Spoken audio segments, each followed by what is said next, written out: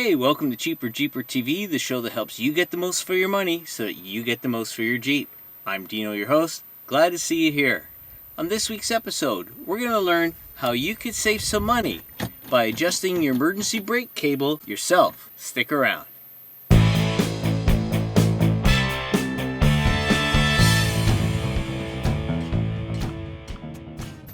The loose brake lever indicates a stretched emergency brake cable, so let's have a look and see how we could fix that.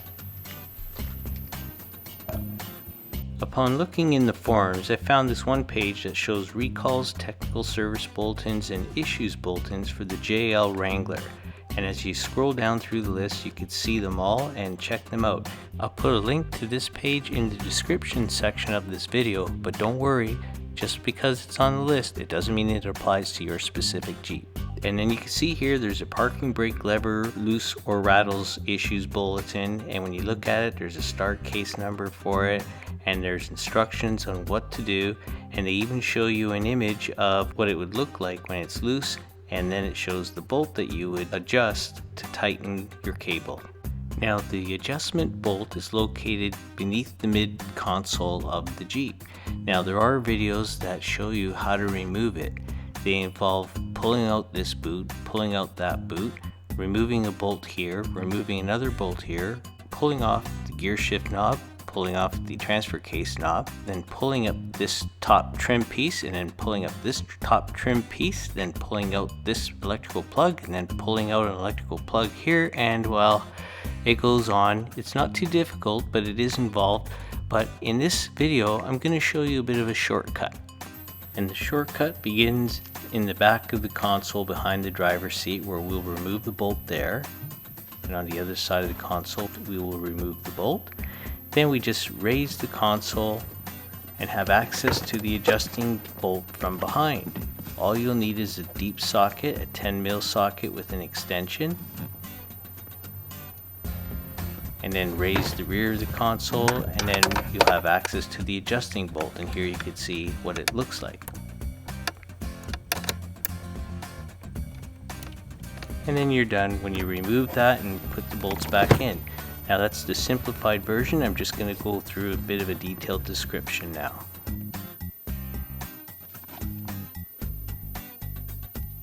So we'll begin the process by removing the panel cap covering the rear bolt, using a pick, a panel tool, or even a small straight edge screwdriver.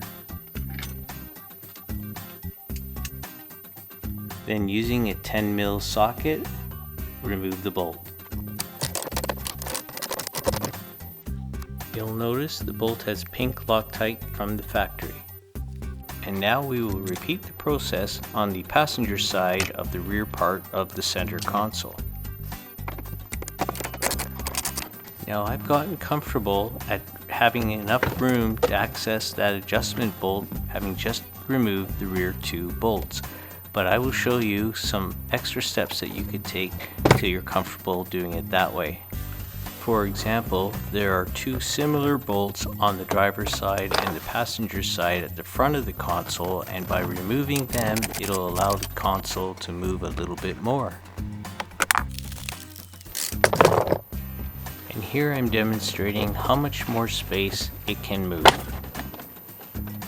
And now with all four console bolts removed, it has much more leeway and can lift even higher. And this is what it would look like. I'm using my iPhone under the console. You can see the two rear brake cables joining at a bracket where there's the bolt that you would tighten or you would adjust your emergency brake. The little bolt here is something I'm going to talk about. There's another one on the right hand side. I have removed them so I could remove this piece of console for the purpose of filming and give you a better view. But you don't have to do this when you're adjusting the emergency brake. You can simply raise the console to have access to the bolt.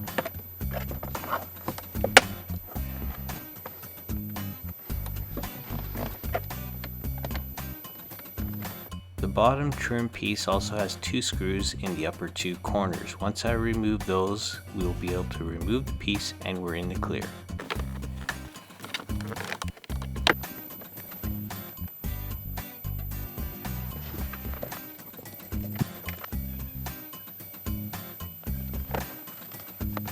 There we go. Now we'll have a better view for filming. So now we can go and have a look at what it looks like with that panel removed. You don't need to do it when you do the job, but I just thought it'd be better for me to show you everything that's there. But then again, you still can remove it if you felt more comfortable doing that. Now let's have a look at the system. There's the left emergency brake cable, the right emergency brake cable, and then the adjustment bolt on which you'll be using the 10mm socket. Now let's try a couple turns with the socket, and then we'll go and test the lever up in the front seat.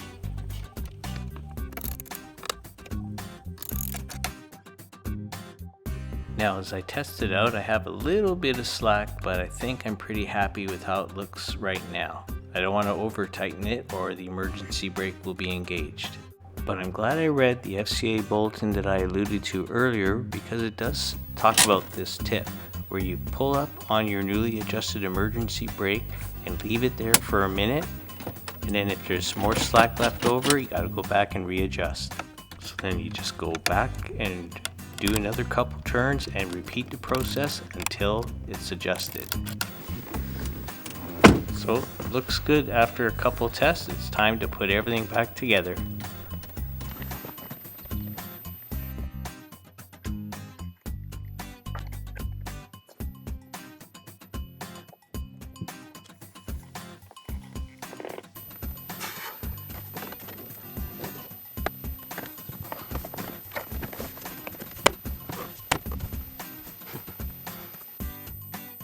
Just a reminder that this lower piece of the rear of the console was removed so I could film better, but you certainly don't have to go through the trouble of removing it when you're adjusting the emergency brake.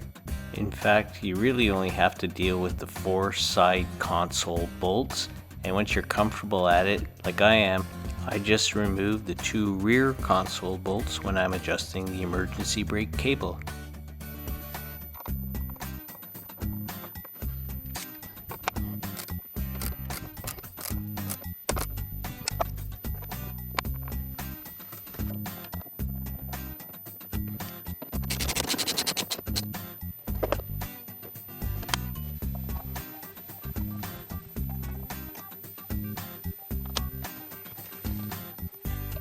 Hey, that seemed pretty interesting. Hope that you found it interesting. If you did, remember to subscribe and hit the alert bell so you'll be notified when our next video is released.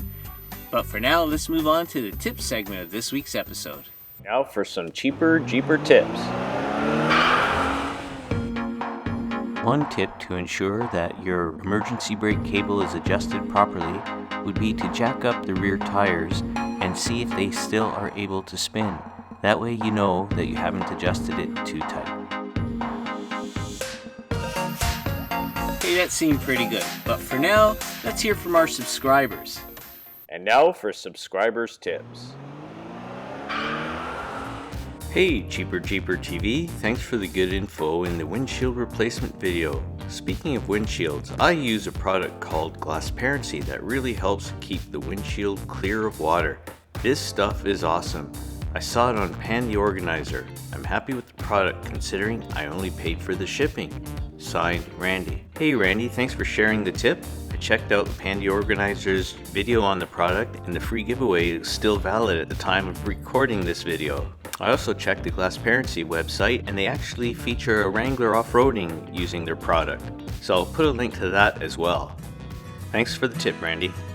Hey, well that's it for this week's episode of Cheaper TV. We hope that you found it helpful, and if you did, remember to subscribe and click the alert bell, share the video with somebody else who you think might be interested, and how about giving it a thumbs up? Until next week's episode, I'm Dino for Cheaper TV, the show that helps you get the most for your money so you can get the most for your Jeep. Until next week, be well, stay safe, take care.